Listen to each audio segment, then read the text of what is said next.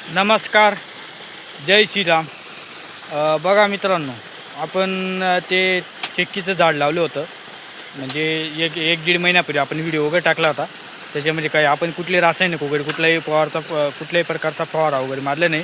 रासायनिक कुठले खाद्य वगैरे टाकलं नाही. आज आपण त्याचे रिझल्ट चेक करत आहोत. बघा चिक्की वगैरे कशी स्ट्रॉंगिंगमध्ये चालू आहे. बघा चिक्की कशी साईज वगैरे होते. कारण याची क्रॅप होती. का कारणाने क्रॅप होती, तिला पोषण नाही भेटून राहिले, शेणखत वगैरे एवढं भेटून नाही. पण काहींनी मी चिक्कीचा काही ठिकाणी बऱ्याच ठिकाणी प्लॉट वगैरे बघितला. कारण त्यांचं डायरेक्ट एवढं खर्च करून फुकट काहीच नाही. म्हणजे ते जळत आहे त्या अक्षरशः. म्हणजे डायरेक्ट क्रॅप हिला आता अजून पण कुठं पण सेटिंग वगैरे चालू आहे. अजून पण कुठं पण फळ सेटिंग वगैरे अजून पण निघतं. कुठलाही क्रॅप वगैरे नाही. थ्रीप मोवा कुठल्याही प्रकारचा थ्रीप मोवा नाही असला तरी जातं आहे. आणि काहींनी एवढं खर्च करून पण 1.5-2 लाख रुपये तरी त्यांचा प्लॉट सक्सेस झाला नाही आहे.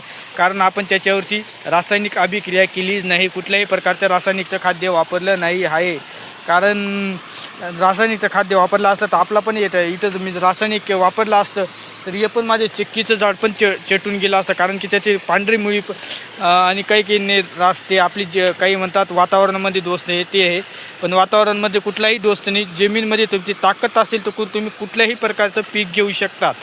कारण जो आपण अभ्यास केला होता, कारण की जे प्रत्यक्ष कुठं खडकावर पण याच्यावरती जिथं ताकद असेल तिथं पण पीक येऊ शकतो. कुठं पण क्रॅप होती. आता जे पोषण बनण्यासाठी मी चांगला डोस दिला खालून, शेणखत वगैरे दुसरा याचा जर दिला ना तर होऊ शकतं. अजून क्रॅप होऊ शकतं. कारण की तिथं बघा कुठेही प्रकारची आळे वगैरे कुठेही पडलेली नाही, डंक वगैरे.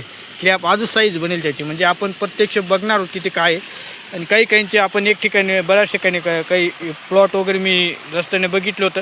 कारण की त्यांची साईज बी बनत नाही, काहीच नाही. 1 किलो 1.5 किलोच्यावरती काहीच नाही. पण इथं अजून कुठलंही आपण त्याच्यासोबत कुठलाही छेडछाड केलेली नाही. नैसर्गिकपणे आपण त्याला जगू देतो आहे. जय श्रीराम. नमस्कार.